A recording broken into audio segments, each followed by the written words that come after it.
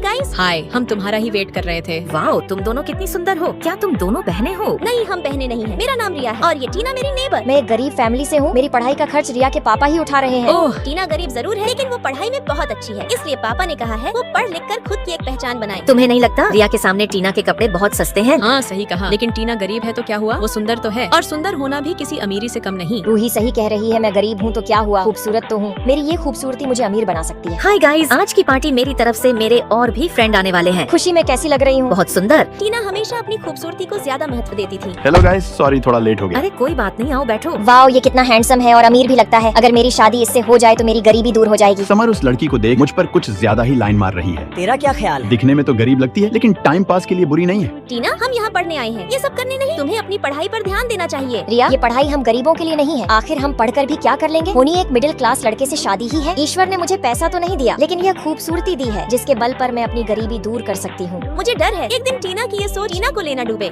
दोस्तों, मैं हॉस्टल छोड़ रही हूँ। टीना, ये तुम क्या बोल रही हो? रोहन मेरा बॉयफ्रेंड बन गया है और अब से मैं उसी के ही साथ रहूंगी। टीना, इन सब में पढ़कर अपनी पढ़ाई मत छोड़ो, अपनी ग्रेजुएशन ही काम आती है। रिया, मेरी खूबसूरती ही काफी है मुझे अमीर बनाने के लिए। रिया, जाने दो उसे। काश टीना समझ पाती, खूबसूरती एक जाल है, बर्बादी पक्की है। ग्रेजुएशन कंप्लीट हो गया, लेकिन टीना उस दिन के बाद कभी हॉस्टल वापस नहीं आई।